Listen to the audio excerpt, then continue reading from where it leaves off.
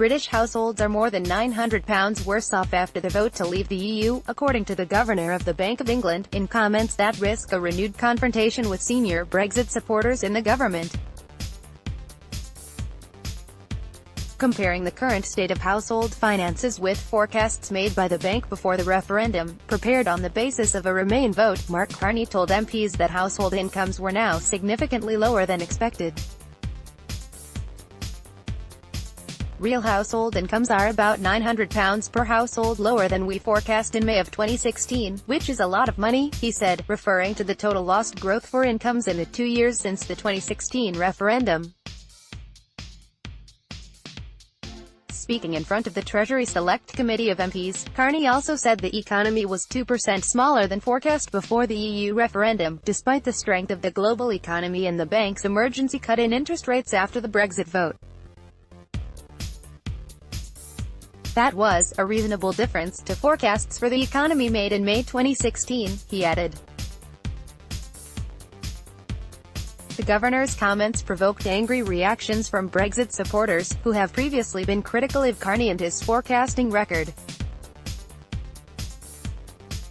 Jacob Rees-Mogg told Mail Online Carney was crying wolf, while Boris Johnson, speaking on a visit to Argentina, insisted Brexit had not damaged the interests of the country. I believe that the Chancellor of the Exchequer has given a definitive answer on this matter, which is that it is not the case that Brexit has damaged the interests of this country, Johnson said.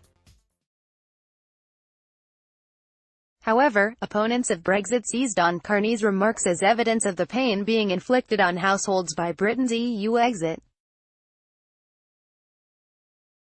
Vince Cable, the Lib Dem leader, said the cost of Brexit was cutting into people's everyday lives. Tim Roach, the General Secretary of the GMB Union, said, being £900 worse off might not seem a lot to Tory cabinet ministers, but for many people it pays for their families. Summer holiday. Although Carney admitted it was difficult to say with certainty that Brexit was the sole reason for lower household incomes, he suggested the referendum outcome played a significant role. Previous analysis by economists has put the potential cost for each British household of voting to leave the EU at £600 a year.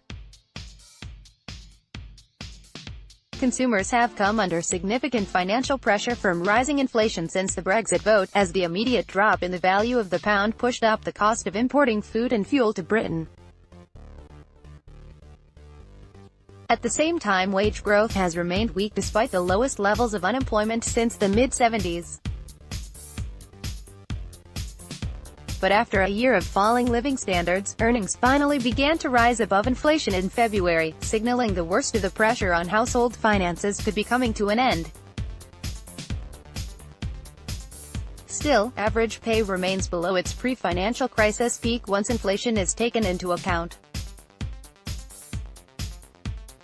Carney said investment spending by companies, which could drive up the productivity of firms and help to boost wages, had been weaker than expected since the Brexit vote.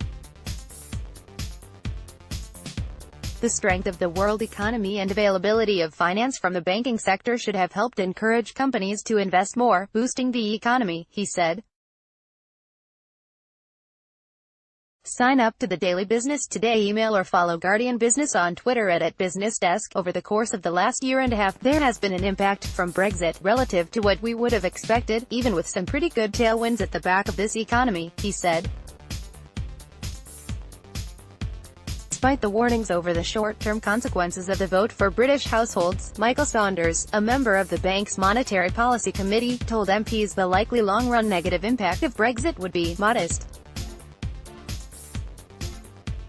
pointing out that the economy did not weaken as much as the bank forecast before the referendum. He said, it is likely that that long-run narrative is probably still intact. Obviously that's something we will learn more about over time.